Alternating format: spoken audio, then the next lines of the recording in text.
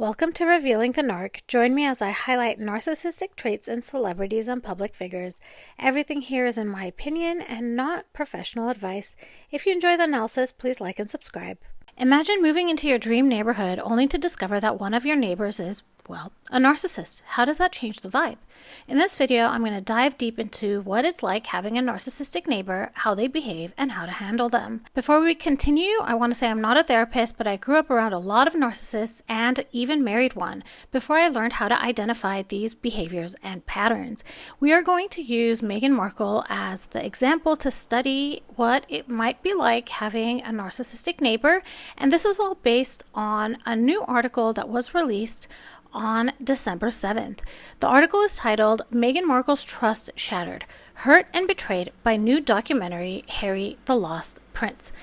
And the subheading says, the German documentary Harry the Lost Prince has reportedly left Meghan feeling hurt and betrayed after interviews with a security chief, neighbors, and a veteran soldier intensified her feelings of isolation, particularly over her perceived lack of community involvement. The article begins, Meghan Markle is reportedly feeling hurt and betrayed after the release of the German documentary Harry the Lost Prince. The show examines the couple's life as international charity ambassadors and includes interviews with former security officials, their Montecito neighbors, and a veteran soldier. These insights are said to have deepened Meghan's sense of isolation, especially after neighbors criticized her perceived lack of involvement in the local community. The article continues, Meghan feels hurt by a lot of people, but especially her neighbors who she feels have betrayed her by telling people this rather than offering friendship and support. The source was quoted in the report. The article continues, in the new documentary, reportedly neighbor Richard Maynards features in the film talking about the expensive lifestyle the Sussexes enjoy. He says, I personally don't think that Meghan is an asset to our community. She doesn't really go out or get involved with the community. Harry has, to a certain extent, because he's quite jolly, but Meghan doesn't seem to get seen anywhere, and you don't see him either. So this is where I'm going to stop with this article because I only wanted to focus on Meghan as a neighbor. And I remember that this commentary was actually released quite a couple months ago. Like, I remember these comments being featured. I have not seen the new documentary, so I don't know what is in it. In fact, I heard that it actually painted Harry and Meghan in a more positive light, so I'm kind of surprised to hear about this. But if any of you have watched it or if you have any commentary, please drop it in the comments. I'd love to know what you have observed. Okay, so now let's get into the topic at hand. Narcissists thrive on attention and control. As neighbors, they can bring unique challenges from boundary issues to attention-seeking behaviors. Let's break it down. First off, narcissistic neighbors are often all about the spotlight. You can probably expect to see or hear loud parties, over-the-top home decor, or even stirring drama to get noticed. They love being the talk of the street. They also have boundary issues. Narcissists might snoop, use your driveway without asking, or assume shared spaces are theirs. But when the tables turn, they fiercely guard their own privacy. And we know that Meghan is all about her privacy.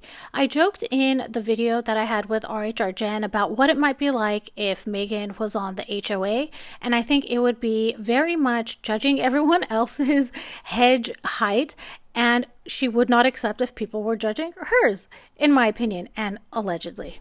Narcissists also thrive on conflict and manipulation. Have you ever had a neighbor who turns the smallest disagreement into a full-blown war? Narcissists escalate conflicts, they shift blame, and they love controlling the narrative. They might even pit neighbors against each other. In my experience with some narcissists, what they like to do is they like to be the center of the hub, and they're surrounded by, let's say, 5 other people.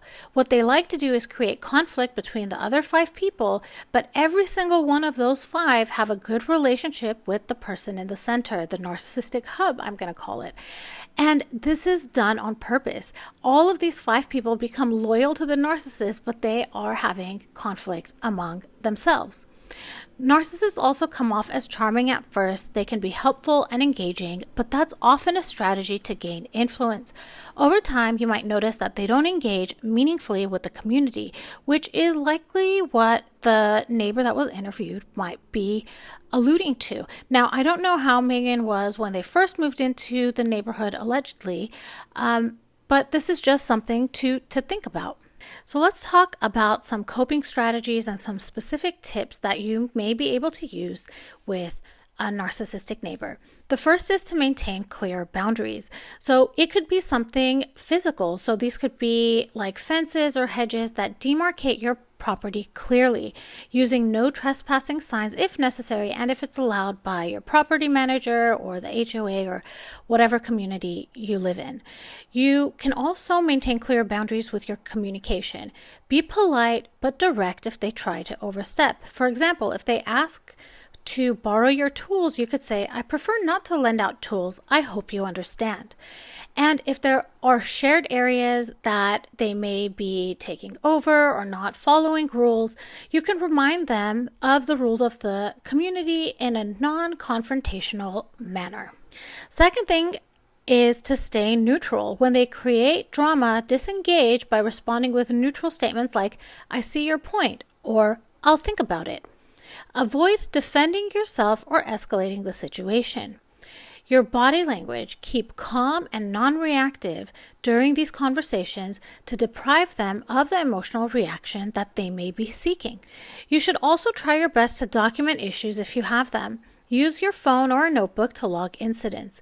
Include the dates, the times, and descriptions of these interactions or disputes. So things like noise complaints or trespassing if it's occurred. If there is an opportunity to take photographic evidence, take photos of any property damage that may have happened, any violation or misuse of shared spaces. And if necessary, you can file complaints if the behavior persists. So you can bring all of these things that you've documented to your HOA, your landlord, or local authorities if required. Limit personal sharing. Keep conversations focused on neutral topics like weather or general community updates. Avoid disclosing personal information, opinions, or emotional reactions. Deflect questions. If they probe for details, respond with something like, "Oh, nothing much, how about you?"